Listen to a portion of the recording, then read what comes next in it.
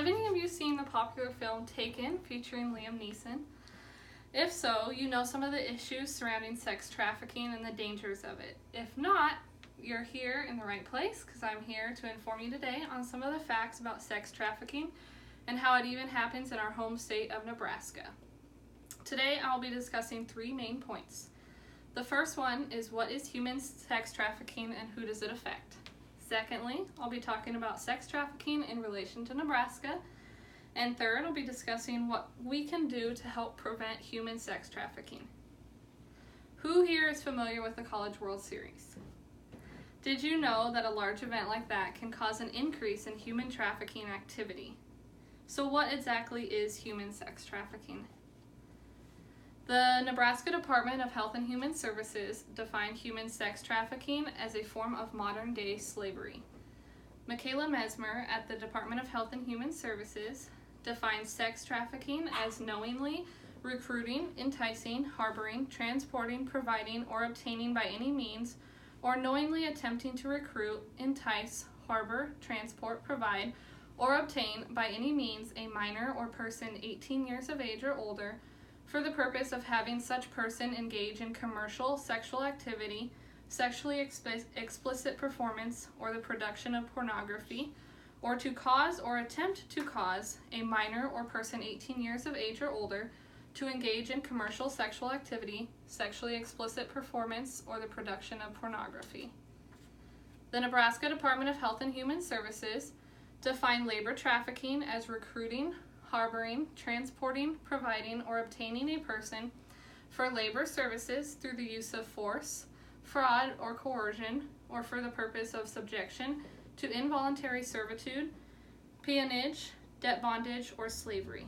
With that being said, women are most likely to be affected, but men and children can and do also fall victim. Sex trafficking. It's a crime that's hidden in plain sight. The FBI has stated that over the past decade, human trafficking has been identified as a heinous crime which exploits the most vulnerable in society. Andrew Nelson, a writer for the Omaha World Herald, stated in his article about sex trafficking that large events, such as the College World Series, do in fact increase activity. Julie Bloom wrote in her article, Sex Trafficking, a Crime Hiding in Plain Sight, that according to the Women's Fund of Omaha, 900 people are sold for sex online in Nebraska every month. About 75% show signs of being trafficked. Julie Bloom also discussed how there are hot spots for sex trafficking in Nebraska, and most are along Interstate 80, with towns such as Omaha, Lincoln, North Platte, Scottsbluff, and Columbus being popular. With the knowledge you now have, what can we do to prevent human trafficking? The first step to prevention is raising awareness. Michaela Meismer at the Department of Health and Human Services says recognizing the signs is also important. These signs include knowing common work and living conditions. Some examples are the victim is in the commercial sex industry and has a pimp or manager. They work excessively long or unusual hours, and they are unpaid, paid very little, or paid only through tips. Also, the victim could have poor mental health or abnormal behavior. They are fearful, anxious, depressed, submissive, tense, or nervous, and avoid eye contact.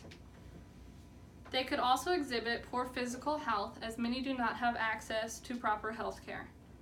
Lastly, victims could display a lack of control, such as having few or no personal possessions, not being in control of their own money, or not being allowed to speak for themselves.